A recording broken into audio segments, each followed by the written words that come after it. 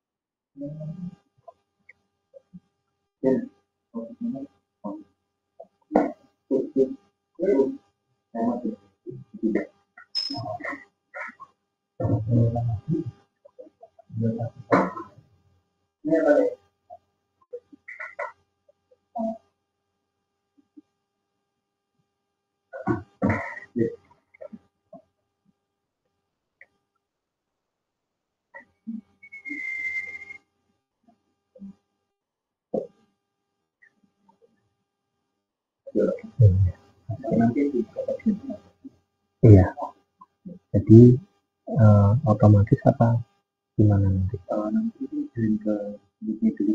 Oke.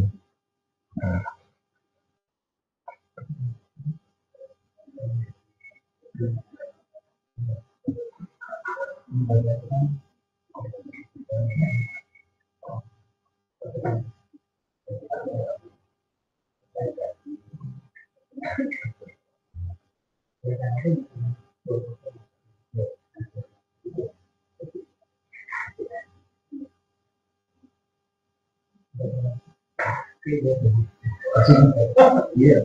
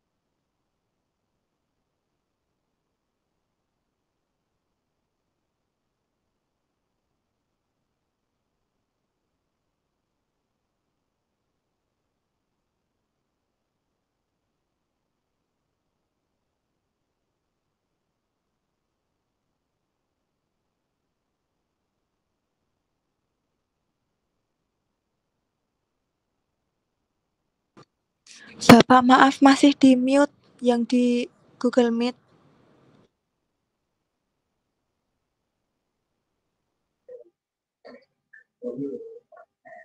Apakah sudah terdengar? Oh, Udah, Pak. suaranya menggema ya? Sudah ya? Oke. Ya, jadi hari ini saya akan berbagi ya tentang apa pentingnya transformasi scaling ya sebelum kita melakukan eksperimen machine learning. Jadi kalau kita kemarin ingat apa yang dibagikan oleh Pak Harun tentang EDA ya, Exploratory Data Analysis. Nah, ini juga ada kesinambungan antara EDA dan juga scaling, data scaling ya, yang merupakan masih di dalam pre-processing data. Nah, kenapa ini penting ya? Kemarin Pak Harun cerita di quote terakhirnya itu, kalau saya tidak salah ya Pak Harun, bahwa data itu adalah seperti minyak bumi dan proses pre-processing atau EDA itu adalah refinery-nya atau kilangnya. Nah, di sini saya akan menganalogikan dengan koki ya, koki yang ingin membuat masakan yang enak gitu ya. Nah, data itu sebenarnya sama seperti masakan ya. Jadi sebelum kita masak ya, atau sebelum koki masak, tentu saja bahan-bahan masakan itu akan diolah terlebih dahulu, sama seperti data ya. Tidak mungkin kemudian kopi itu dari bahan-bahan mentah tanpa dibersihkan, tanpa diolah ya, langsung diproses, dimasak, tidak mungkin. Nah, sama seperti machine learning ya. Nah, sebelum masuk ke eksperimennya, kita harus mengolah data terlebih dahulu ya. Bisa dengan cara kemarin Pak Harun cerita bagaimana jika ada missing value, kemudian imbalance data gitu ya, terus dan lain sebagainya. Nah, ini juga sama. Di sini nanti sebelum Anda memproses data lebih lanjut, kita harus melakukan scaling ya. Nah, jadi ini tadi yang saya ceritakan ya, bahwa seperti kopi yang membutuhkan bahan terbaik untuk membuat hidangan ya, maka machine learning ini juga membutuhkan data yang berkualitas. Data yang berkualitas itu yang seperti apa? Ya tentu saja data yang sudah diolah, sudah diproses lebih dahulu gitu ya. Nah, kalau kita rujuk data itu adalah apa? Kumpulan informasi yang dia tiap informasinya itu berisi variabel. Jadi misalkan ada 10 data point dengan 10 fitur ya, maka setiap fitur itu mengandung informasi yang berbeda gitu ya.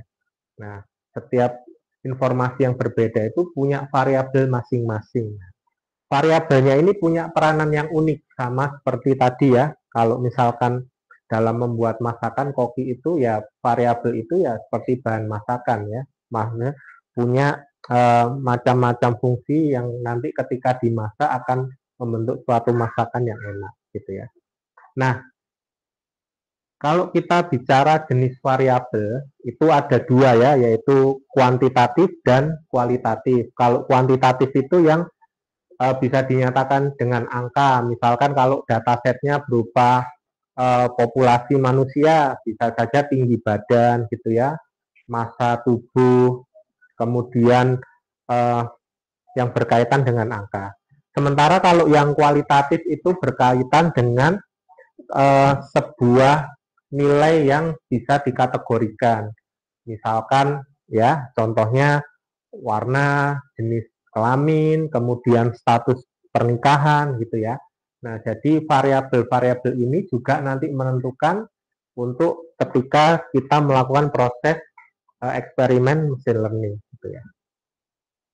Nah, tentu saja bahwa data-data yang kita punya itu ya, kita perlu melakukan yang namanya fitur engineering ya. Fitur engineering tadi ya bagian dari preprocessing yang inti dari fitur engineering adalah membersihkan dan menyiapkan data ya.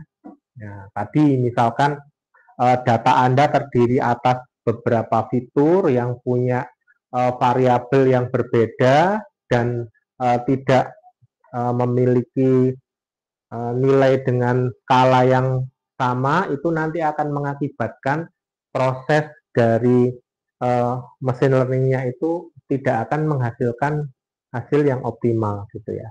Jadi kita perlu membersihkan dan menyiapkannya gitu. Nah, di sini ada kalimat yang menarik bahwa kualitas data itu akan berpengaruh terhadap kualitas model. Jadi model apapun yang Anda pakai nantinya di mesin learning ya, nah itu dipengaruhi oleh dataset yang Anda siapkan gitu. Jadi kalau datasetnya itu tidak dipersiapkan dengan baik, artinya Anda misalkan mencari dataset mentah ya dari penelitian orang, atau Anda mengkolek sendiri data itu, kemudian Anda hanya menggunakan data tersebut secara mentah tanpa diolah terlebih dahulu, nah itu akan mempengaruhi kualitas dari modelnya. Meskipun model yang Anda pakai model-model yang sangat baik, semisal model berbasis pohon keputusan atau decision tree itu ya, salah satu contohnya itu model-model yang misalkan tahan terhadap outlier. Misalkan data Anda itu ternyata sudah Anda buat tapi dia tanpa preprocessing, misalkan ada outlier dan lain sebagainya, model itu kuat, tapi tentu saja hasilnya tetap tidak akan maksimal gitu ya. Nah, jadi tantangan yang ada di dalam fitur engineering itu adalah bagaimana kita melakukan preprocessing ya, atau EDA yang kemarin Pak Harun sampaikan. Salah satu contohnya missing value, imbalance data ya, dan outlier gitu ya. Nah, salah satu masalah juga adalah tentang scaling ya. Scaling ini adalah bagaimana membuat skala agar fitur-fitur yang lain itu punya peran yang setara dengan fitur yang paling pentingnya gitu ya. Nah, di sini contoh misalkan kita punya fitur pendapatan, ya misalkan kita ada dataset tentang data penduduk. Misalkan saya kepala keluarga, saya satu data point, Buais kepala keluarga satu data point, Pak Akrom dan Pak Harun juga. Nah, saya misalkan punya namanya pendapatan tahunan ya. Nah, skalanya kan jutaan misalkan ya, atau puluhan juta. Kemudian ada fitur yang namanya misalkan jumlah anak. Kan fitur satu dan fitur lain itu kalau dari skalanya itu berbeda. Yang satu skalanya jutaan, yang satu bisa dihitung jari ya, misalkan anak saya berapa, anak Buais berapa, Pak Akrom berapa.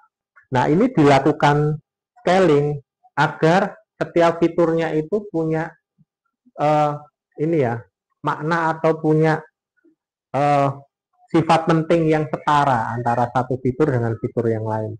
Jadi solusinya kita bisa menggunakan transformasi data ya, agar kontribusi setiap fiturnya itu setara. Nah, kalau di awal tadi saya contohkan menggunakan kopi dan masakan ya, di transformasi data ini saya menggunakan contoh ini ya, pelari atau orang yang jogging gitu ya. Nah, jadi pertama yang bisa kita lihat itu nantinya adalah bagaimana agar pelari itu ketika berlomba antara satu orang dengan orang yang lain itu agar adil gitu ya. Nah, agar adil, agar setara, dan agar kompetitif, maka perlu dilakukan 3 hal ini ya, standarisasi, normalisasi, dan rescaling ya. Nah, kalau standarisasi dia mengubah distribusi ya data agar memiliki rata-rata yang sama, dan standar ini harusnya standar deviasinya 1 ya, nanti saya perbaiki. Nah, kalau normalisasi itu berarti dia menyusun ulang nilai fiturnya pada rentang tertentu ya. Kalau rescaling dia mengubah skala fitur tanpa mengubah bentuk. Jadi skalanya saja yang diubah, tapi dia bentuk distribusinya tetap sama. Nah, nanti kita akan belajar praktek ya. Tadi saya sudah bagikan untuk code-nya dengan datasetnya, nanti bisa dicoba gitu ya.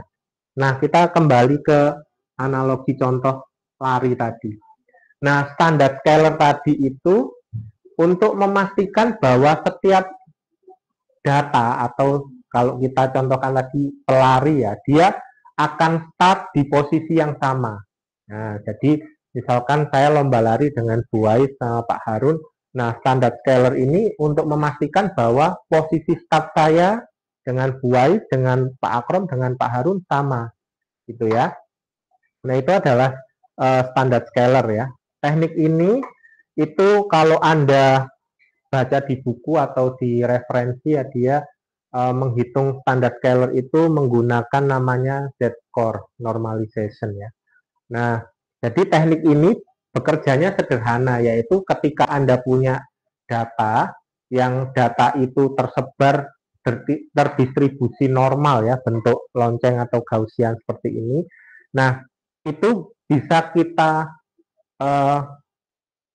scaling dengan menggunakan standar scalar itu dari yang awalnya distribusi datanya misalkan seperti ini ya, nah berubah menjadi seperti ini. Nah, ini dia mengumpulkan ya, atau menggeser rata-rata data menjadi 0. Kalau di sini ini ya new ya, di sini ini 0. Dia menggeser rata-rata data menjadi 0. Yang kedua tahapannya adalah mengubah variasi atau standar deviasinya menjadi 1. Nah, jadi dia secara distribusinya itu tetap ya, tetapi dia skalanya sekarang berubah, gitu ya. Nah, kemudian scaling yang kedua, min max scalar. Nah, ibaratnya pelari tadi, min max scalar itu kita memberi batasan ya. Jadi agar pelari satu dan pelari lain itu tidak berlari di lintasan yang berbeda gitu. Nah, di sini maksudnya batasannya adalah kita memberi nilai pada fitur itu berada pada rentang tertentu. Biasanya rentangnya antara 0 dan 1 ya. Jadi nanti di contoh Anda akan lihat perbedaan antara dataset asli yang diplot dengan menggunakan scalar ya. Nah, ini nanti di hasil eksperimennya nanti dia distribusi datanya itu di antara angka 0 dan 1. Jadi di sini ibaratnya kalau pelari ya, ini berarti dia punya pagar, dalam tanda kutip pagar batas kiri dan kanan untuk dia track lari gitu ya.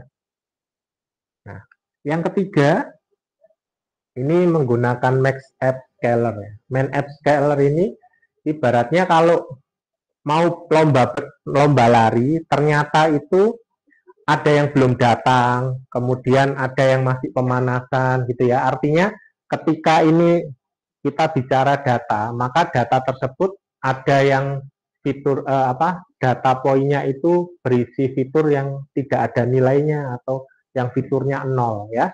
Jadi di sini fitur-fitur yang punya angka 0 ini dengan menggunakan max app scalar ini dia bisa diatasi ya, tanpa menggeser data. Nah, jadi ini cocok untuk data-data yang banyak mengandung nilai 0 dan kosong jika dibandingkan dengan nilai asli gitu ya.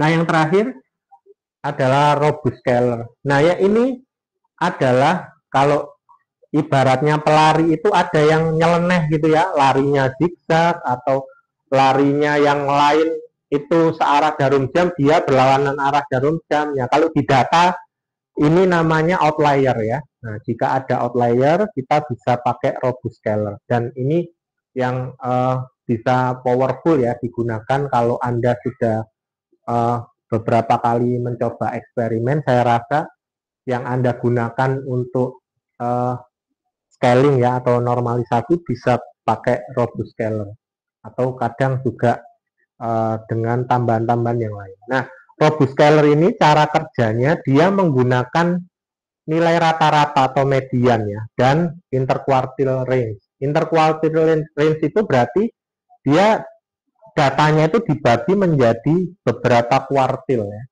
Nah, di mana nilai outlier-nya itu dikesampingkan. Jadi nilai-nilai fitur-fitur pentingnya itu dijadikan data utama, sementara outlier-nya itu dikesampingkan. Nah, jadi ini adalah beberapa scaling yang bisa Anda gunakan ya di dalam proses machine learning.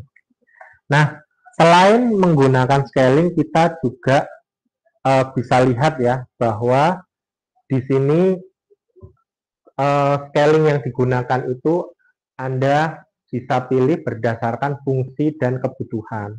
Jadi misalkan kalau data kita itu sudah normal ya, dan kita hanya butuh penyamaan variannya saja, kita bisa pakai standar scaler.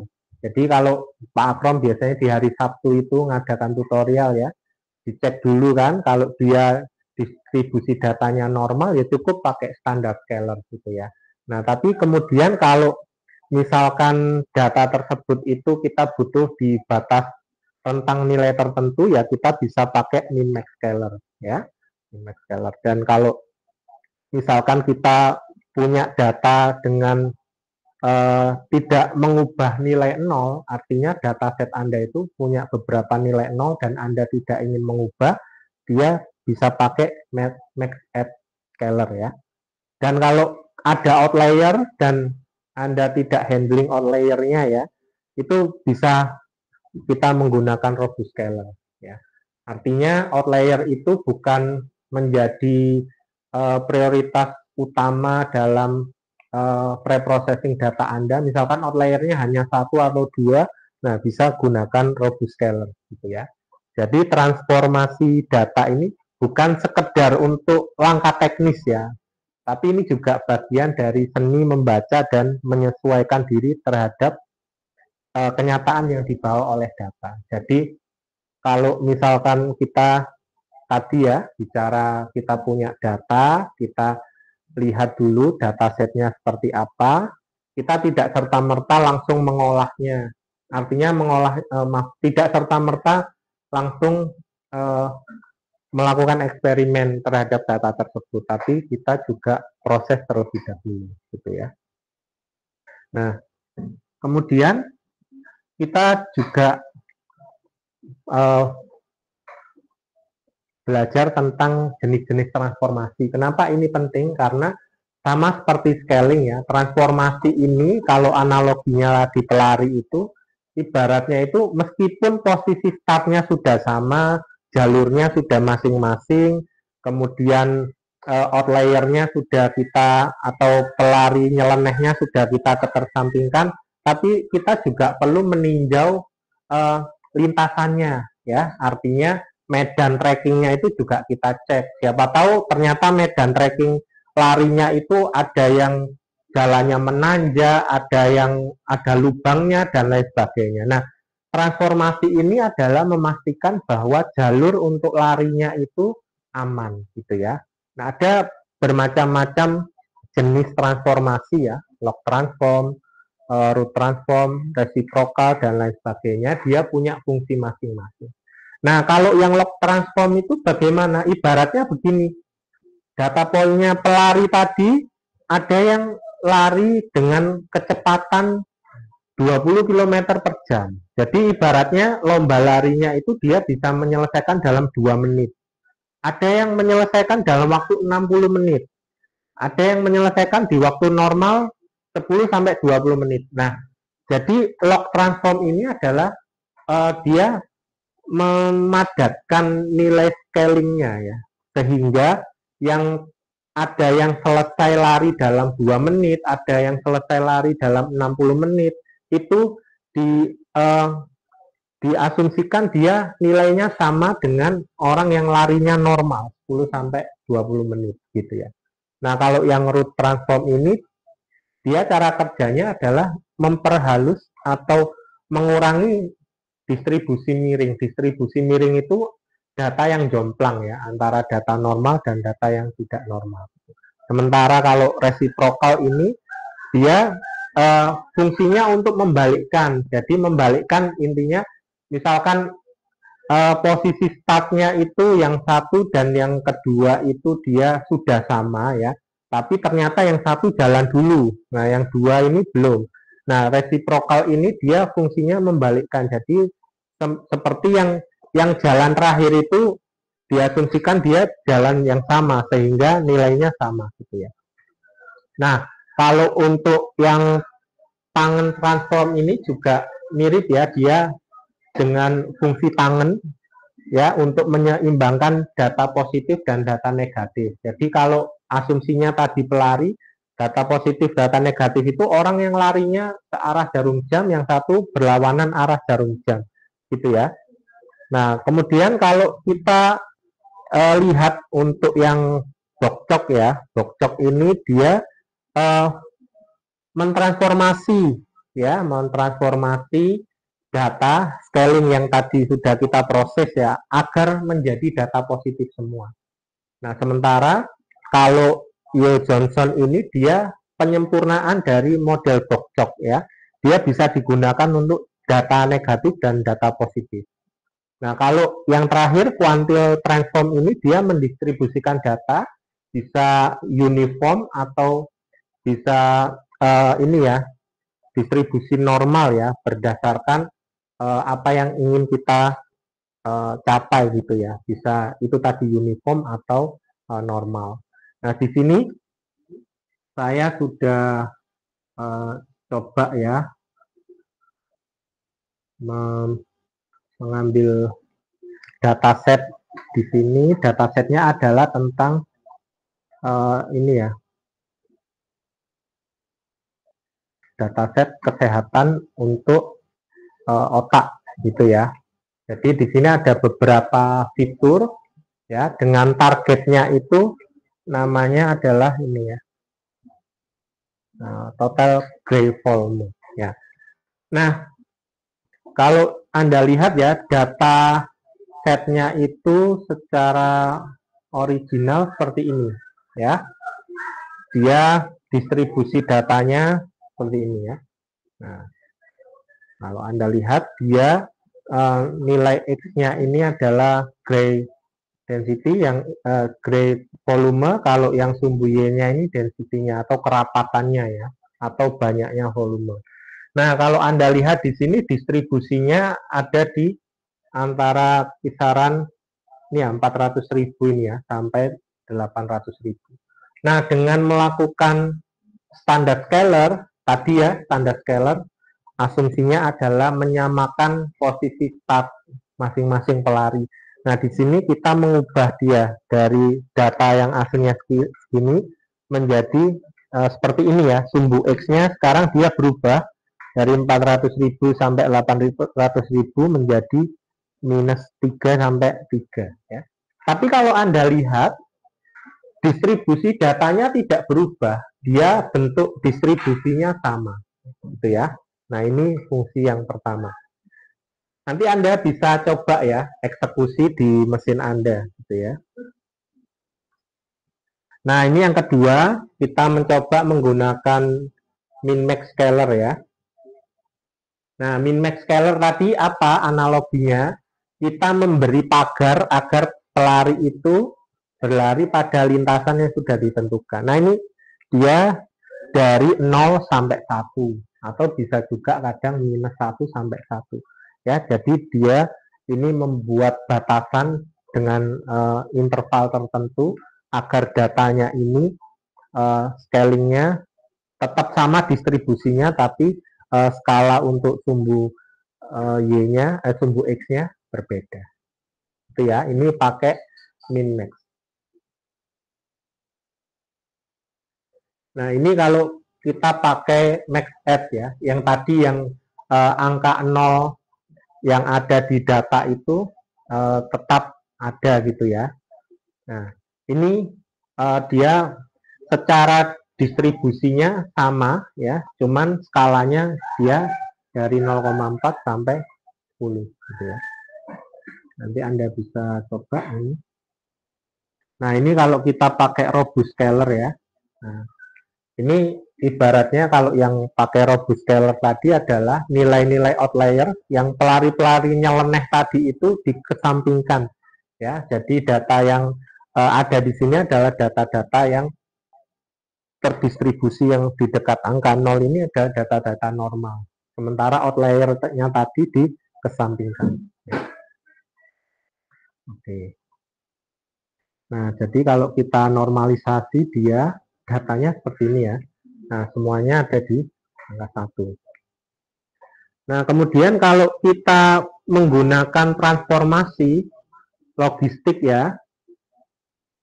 Nah, ini ya. Ada satu yang nyempil di sini ya. Maksudnya tadi contohnya adalah ketika ada pelari yang menyelesaikan lari dalam waktu hanya 2 menit, itu kan di luar ekspektasi ya dari nilai normal yang misalkan 20 menit. Ada juga yang sangat lambat larinya, menyelesaikan lari dalam waktu 60 menit ya. Nah, itu ibaratnya data-data itu, kemudian kalau kita transformasi itu data-data nyelenehnya itu dia akan berada di samping gitu ya, bukan berada di distribusi utamanya. Gitu. Jadi meskipun sekarang bentuknya berbeda, tapi tren distribusinya sama, ya. Trennya distribusinya sama. Gitu. Nah, sementara pakai root square ini dia seperti fungsinya tadi ya, dia kan tadinya miring seperti ini, dia agak melandaikan. Jadi dia yang tadinya distribusinya bentuknya trennya seperti ini, dia sekarang agak landai dia ya. Ya, ini pakai square root gitu ya. Yang resiprokal ini adalah kebalikan. Nah, kalau Anda lihat, makanya distribusinya dia tampilnya terbalik ya. Ini kan seperti ini, nah dia terbalik seperti ini. Yang tinggi di sebelah kanan ya, atau kiri Anda, nah ini di sebelah kanan gitu ya. Resiprokal kebalikannya gitu. Nah, ini kalau Anda pakai Dokcok ya, nah dia sistemnya seperti ini. Jadi nilai-nilainya itu semuanya dipositifkan gitu ya, transformasinya. Sehingga Anda lihat dia trennya seperti ini. Dia sedikit berbeda dari data aslinya ya. Nah, artinya beberapa data itu dia ditransformasi menjadi nilai positif di sini.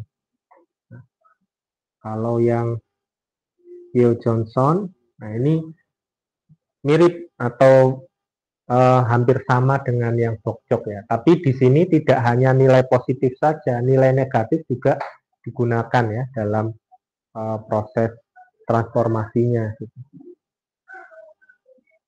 Nah, untuk yang kuartil, ini kalau distribusinya kita buat distribusi yang uniform ya. Ini pertama ini uniform. Oh, distribusi normal ya. Distribusi normal seperti ini.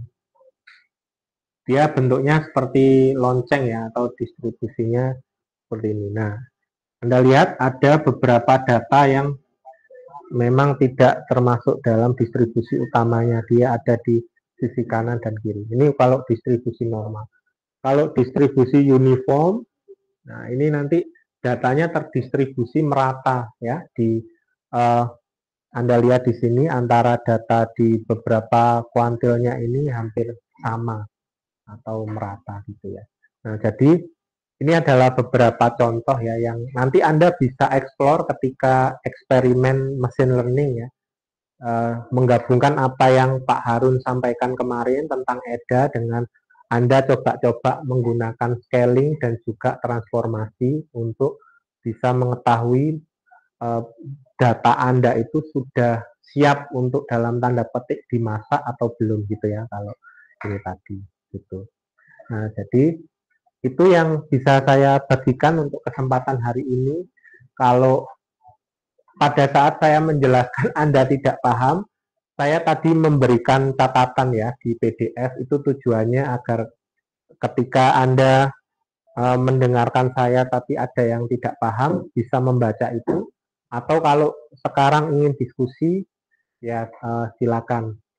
Nanti kita sama-sama belajar. Jadi saya di depan bukan berarti saya lebih expert ya. Nah, nanti kita diskusi bareng-bareng gitu. Silakan jika ada yang ingin ditanyakan atau didiskusikan. Ya, Mas Farid.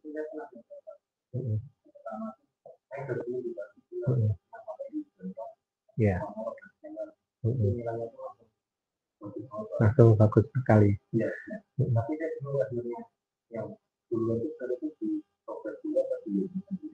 Ya, kalau dari apa yang saya pelajari, ini Anda scaling dulu, tapi sebelumnya sudah Anda cek distribusinya seperti apa dataset Anda.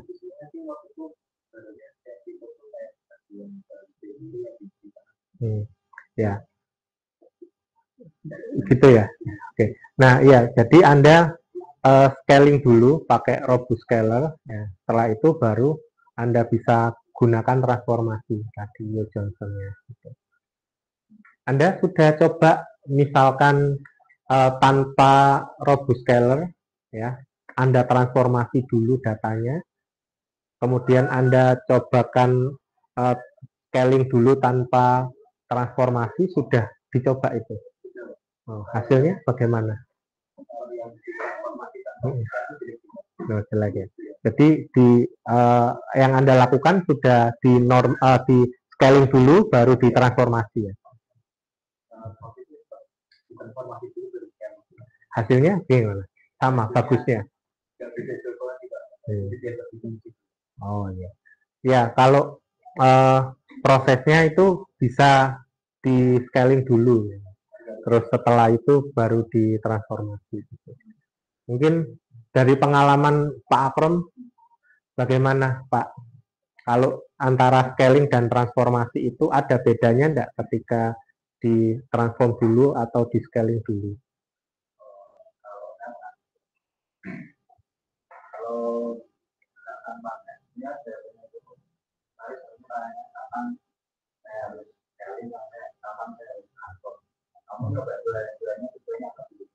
waktu itu saya melihat nilai skillnya tuh tidak merata setengah gitu. Kalau misalnya nggak merata setengah itu saya tahunya pernah baca-baca di transformasi dulu Pak. Ya waktu itu saya diskusi di situ untuk itu ada kita nyambung ke sama awal ini karena ada standar, minat, progres akan pakai pertama standar skala itu kalau distribusinya sudah normal, karena nggak perlu aman informasi, nggak perlu kompetensi, nggak perlu minat, hanya sensitif. Jadi kalau sudah distribusi normal ya kita pakai standar itu ya, nggak perlu transform. Terus kapan yang minat ya, minat itu oh ya tadi standar itu biasanya dipakai kalau algoritmanya standar yang kayak SPM, itu nggak normal karena biasanya tidak mempengaruhi inspirasi.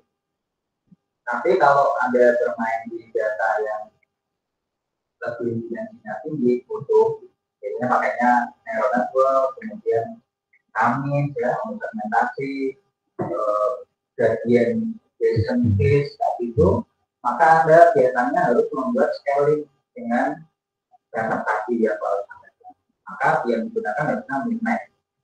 Kita kasih pagar 0 sampai 1 atau min 1 sampai 1. Semua data akan ditransformasi ke sana. Itu semua sebenarnya transformasi. Cuma yang biasa kita pakai di scaling itu kan hanya 3, karena memang itu yang umum ada. Jadi itu ya biasanya harusnya kapan saya pakai ini, itu datanya apa dulu. Ya, bukan ada pakai ini. Tapi dia yang kita beri Pak Wan kan distribusi dulu. Jadi data itu larinya selalu ke pola itu. Nah yang ketiga robust. Kapan saya pakai robust? Kalau distribusinya banyak layernya. Anda punya plot itu ya, plot apa siklon ya, atau plot ya, ya itu untuk melihat outlier. Untuk ternyata maka ada ternyata progress scaling karena dia tidak sensitif dengan layar, makanya dia tahan. Kalau Anda pakai Mimet, dia sensitif dengan layar atau standar layar. Jadi masing-masing ada tujuannya dibuat bukan untuk barang pakai. Tapi nggak apa-apa, sebagai mahasiswa itu wajib melakukan studi update. Coba semua nggak apa-apa. Biar tahu apa pengaruhnya, bedanya apa. Tapi sebetulnya alasannya distribusi Anda kayak apa. Kalau scaling sudah bagus, baru Anda lakukan transformasi. Sebetulnya harusnya bukan transformasi, tapi lakukan normalisasi dulu. Normalisasi nggak bisa ngatasi, ya udah kita pakai transformasi. Jalan lain, jalan terus. Nah, terima kasih Pak Akrom. Monggo, ya, diskusi bareng ya kita ya. Saya juga belajar ini. Silakan Mas Fari. Kalau misalnya diri itu, jadi kalau kita datanya itu yang harus update terus itu Pak. Itu real time gitu ya. Iya, real time. Itu transformasi itu bakal itu jadi Pak kayak terlalu berdasarkan waktu itu.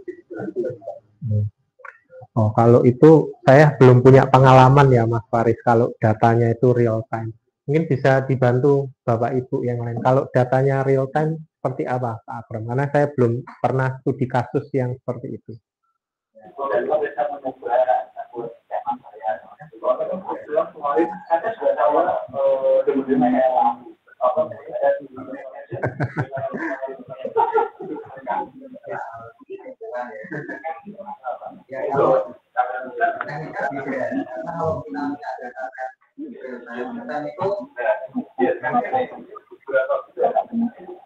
Kecuali sebenarnya dia enggak data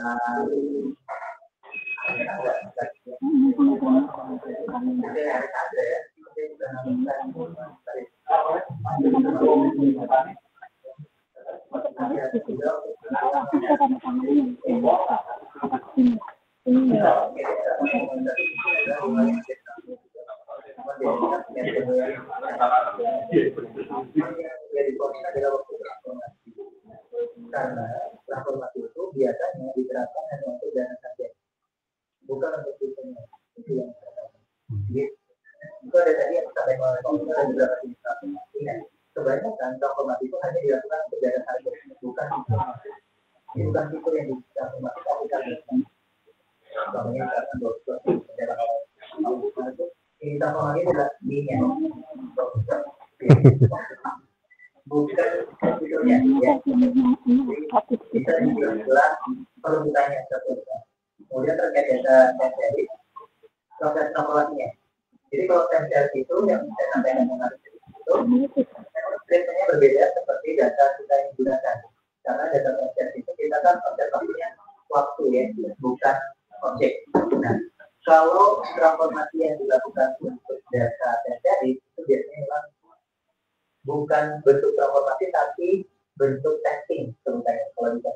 Jadi mungkin ada bahasan itu yang untuk testing karena memang ini bukan itu antara data jadi data. Kalau data sensitif itu kita namanya sebenarnya adalah diferensial. Itu untuk mengecek dia itu kalau sensitif itu tahapannya adalah kita cek dia hasilnya bukan dulu. Itu untuk mengecek algoritma apa yang akan dipakai. Makanya sebenarnya adalah cek diferensiasi. Memang beda yang disampaikan oleh Pak Ibu itu biasanya objek berarti yang di transformasi itu lebih perlu disampaikan itu tadi ya sama artinya bukannya objek itu ya sama ambil pakai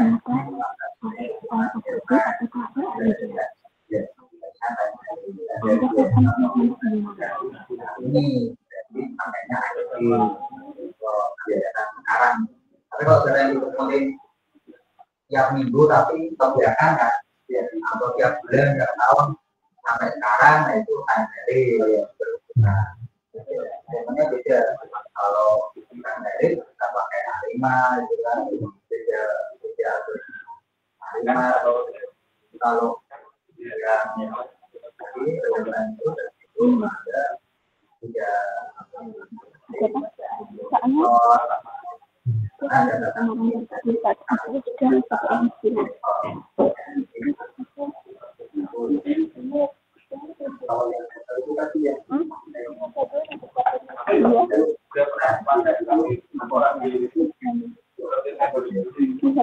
Kalau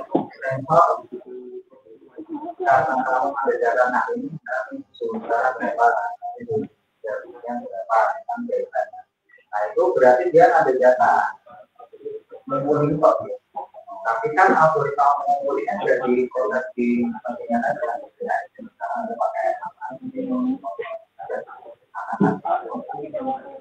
datanya nanti kayak apa baru ditransformasi dari konsultasi nanti itu komunikasi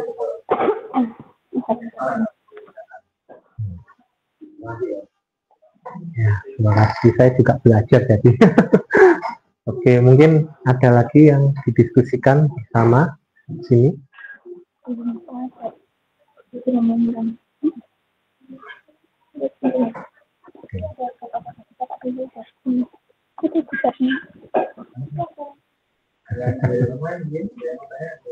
Silakan kita diskusi bersama ya.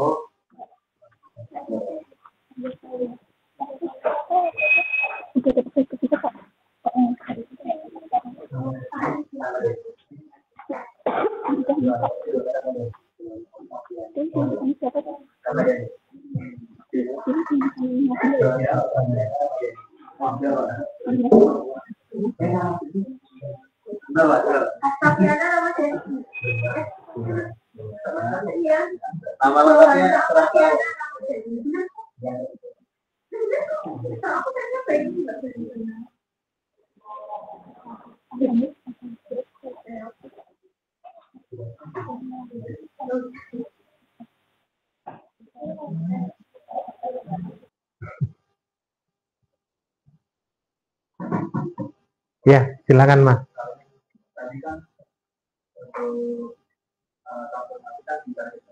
Iya.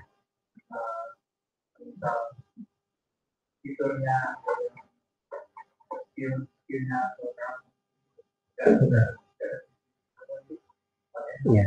Kalau tadi kita bisa pakai yang misalkan kita pakai batasan tertentu gitu ya. Ya, normalisasi. Kalau misalkan nanti data Anda itu ternyata ada outlier-nya ya, maka bisa pakai yang robust scaler tadi yang dia tahan terhadap outlier. Jadi dilihat distribusinya dulu.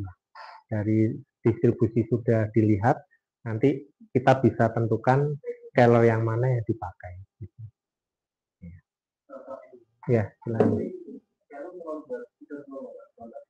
Ya, targetnya tadi dimanfaatkan untuk transformasinya kalau misalkan diperlukan gitu.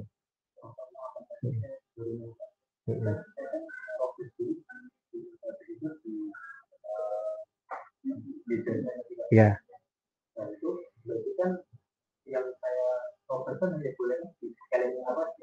Di fiturnya harus di transformasinya nanti targetnya saja. Iya, berarti kalau dari penjelasan Pak Akram dan Pak Harun tadi kan berarti yang Anda lakukan itu harusnya tidak boleh fiturnya gitu, targetnya saja. Nah, mungkin bisa dicoba eksperimen ulang Mas Faris, jadi yang untuk transformasi tadi yang di targetnya saja, lalu scalingnya di fiturnya. Gitu. Gitu. Ada lagi Bapak Ibu, Mas Mbak? Okay.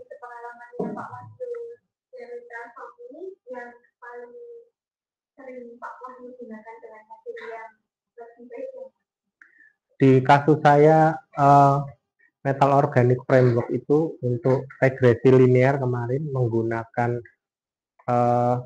model berbasis decision tree itu Bu.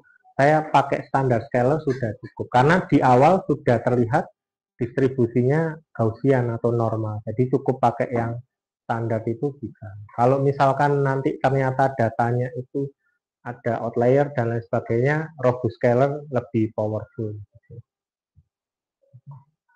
Ya, sama-sama.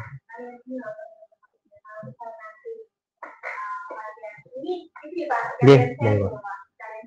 misal kalian kan dalam menulis artikel juga kan apa yang ingin kalian tulis itu kan semakin terpercaya di dalam itu tuh dikritik oleh dan dipakai oleh walaupun memang oh itu Pak ini karena biasanya kalian sadar aja kan dalam menulis kan dan gitu ya Pak ya ya misal kalian memperbaiki cita-cita gitu makanya kalau bisa kayak kalau ini dari pakai ini tuh kalian harus tahu oh coba ini dari bisa gitu makin kayak memperkuat statement kalian dan kenapa kalian memilih pakai itu nanti kalau memang barangkali ada yang sudah mulai tahap menulis artikel ya katakan kalau misalnya kita kan kita tahu pakai itu untuk melihat tapi kalau misalnya kita menulis penggunaan kayak dia macam untuk itu kan harus ada titipan yang mempercayai oh dia ada ini melihat cuma kalian menulis aja.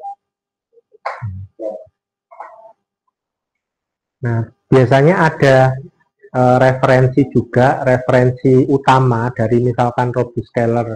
Robust scaler itu secara matematik seperti apa itu biasanya ada referensinya. Nah, Anda bisa mengutip. Jadi, saya pernah punya pengalaman ditanya, kenapa Anda misalkan pakai PSG ya, kenapa PSG-nya sekian data, virtual sampelnya sekian, jumlahnya sekian, kenapa pakai metode ini, kenapa pakai model ini, kadang ditanyakan. Jadi bisa jadi nanti scalingnya juga ditanyakan, gitu. Ya, jadi proses pre-processing itu bisa Anda tuliskan secara detail di dalam artikel itu, sehingga nanti orang yang mereview itu kalau beliau expert di bidang machine learning, tidak akan banyak tanya kalau yang Anda tuliskan itu sudah clear gitu. Makanya beberapa dosen di sini yang saya tahu kayak Pak Moses itu ya, kalau mahasiswanya bimbingan, yang dilihat dulu adalah ini pipeline dari machine learning-nya ya, atau skemanya apa dulu, dataset terus diapakan. Nah itu menjadi penting tahapan-tahapan itu untuk memastikan bahwa yang kita lakukan itu sudah sesuai prosedur. Termasuk ini tadi SOP-nya, prosedurnya pakai yang mana yang tepat ya, pakai robust scaler atau standar atau min max itu. Jadi itu bagian dari SOP yang harus kita pastikan agar yang kita lakukan itu memang sesuai standar. Gitu. Kalau ada istilah dulu kalau saya di ITB itu karena komputasi ya, apapun yang kita running pasti menghasilkan output gitu. Nah, kita tapi tidak tahu input yang kita buat itu sampah atau tidak. Kalau inputnya sampah, outputnya ya menghasilkan sampah. Tetap ada outputnya, tapi kita tidak tahu dia itu bisa dimanfaatkan atau tidak. Nah, bagian dari SOP ini adalah menentukan bahwa apa-apa yang kita masukkan itu ya sesuai. Tadi kalau analoginya masak ya, apa yang kita masak di dalam panci atau kuali itu ya benar-benar akan menjadikan makanan kita itu enak, bukan malah meracuni nanti.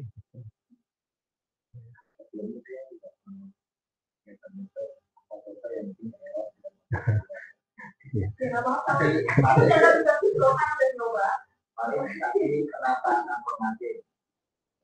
Itu waktu itu pas lomba juga ya kalau aku ada informasi ya harus apa adanya informasi ngelihatnya sih dari persebaran skillsnya Pak jadi di situnya skillsnya itu ada itu dulu tapi ya itu kan itu banyak koordinasi Pak kelompok di scaling tapi kenapa diperlukan informasi itu sudah scaling tapi kenapa masih itu informasi scaling menganalisis juga namanya dulu kalau masih tambahan kayak apa hidrogen terus lockdown waktu itu pernah berbicara tentang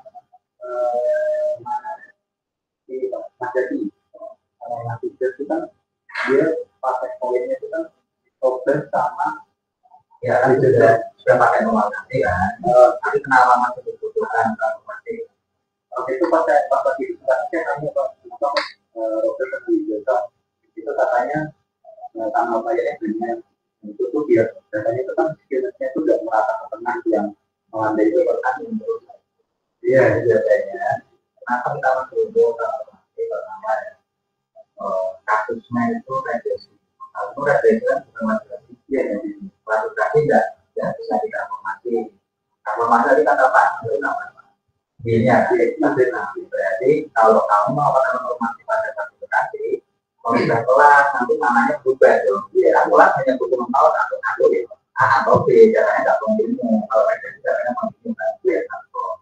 Jadi pertama kalau kasusnya klasifikasi atau segmentasi, pertama klasifikasi lah. Kamu sudah dalam itu jangan ditransformasi. Nanti maknanya juga. Tapi kalau regresi gimana? Syaratnya waktu itu kan jadi turun karena datanya kan pertama tidak stabil, kemudian konvergensinya lama, transformasi juga. Nanti lebih cepat konvergensinya, lebih cepat komutasi juga. Jadi tidak selalu dibutuhkan normasi itu ya. Pemahamannya saya kalau tidak itu yang informasi itu jadi butuhnya.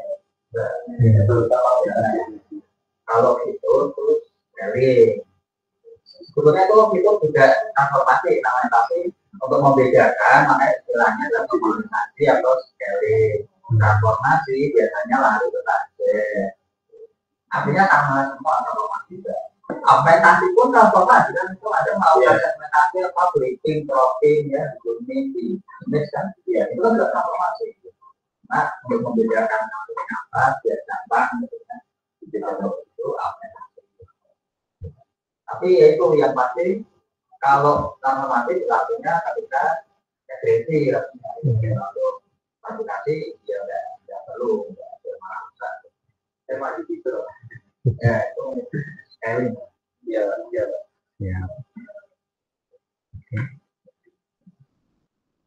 Ada lagi yang didiskusikan atau sudah cukup?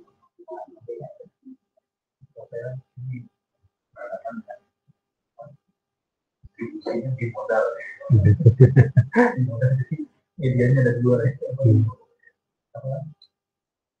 Dibilang outlier nggak bisa, tapi puncaknya ada dua. Ya tanya. Puncaknya analogi ibaratnya itu kayak ini lah ya, nilai distribusi nilai ujiannya mahasiswa. Itu utama ini caranya nggak normal. Ya, ini kan terus ini lagi ya. Maka diperlukan normalisasi, transformasi. Oh iya, kalau misalnya datanya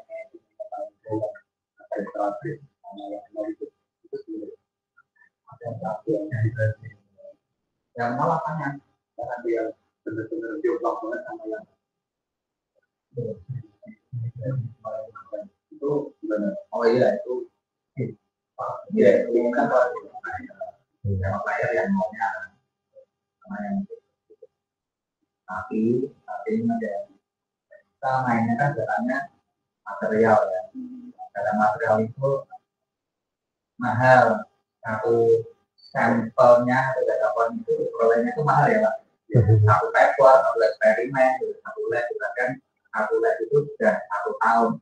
Atau kalau yang disertasi udah masuk 3 tahun ya Pak. Kalau ada S2 2 tahun udah dapat data. Makanya masih mau dan treatmentnya itu sebetulnya saya tidak pernah menyarankan Anda menggunakan security itu udah ya. Anda mungkin tidak pernah jangan. Kalau kamu security kan itu mainannya kan properti material ya Pak ya. Tidak bisa kita sembarangan gitu. Jadi mending amannya ya saya kalau misalkan yang kosong satu titik kan, misalkan garis berapa, kolom berapa kan, ya itu satu garis saja. Kalau kosong satu kolom ya kolomnya. Kalau yang saya punya PNP datanya itu jenisnya itu benar-benar satu bawah itu baiknya pakai normalisasi. Ya kalau itu outlier ya outlier makanya Robert dia tidak menghapus itu, tapi dia tidak sensitif terhadap pembayaran. Kalau makin naik ke standar, dia sensitif terhadap pembayaran. Karena tidak bisa pakai standar, karena disebutnya kan tidak tahu mana. Ini punyanya 2 atau 3 dan jadi akhirnya mungkin proses saja.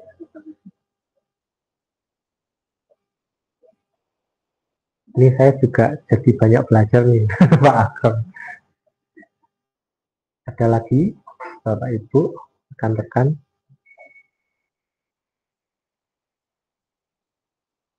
Ini saya baru belajar 1-2 tahun ini untuk machine learning, jadi masih banyak yang harus saya pelajari juga. Oke, ada lagi? Monggo.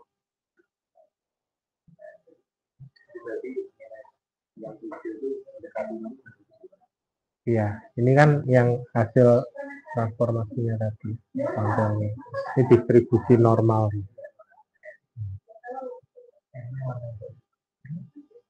Oke, jika sudah, saya cukupkan ya untuk sesi kali ini. Terima kasih untuk Pak Akrom, Bu Ais, Pak Novi, dan Bapak Ibu yang mungkin ada di Google Meet ya, dan rekan-rekan mahasiswa. Terima kasih untuk sesi diskusinya hari ini. Saya tutup. Assalamualaikum warahmatullahi wabarakatuh. Selamat siang semuanya.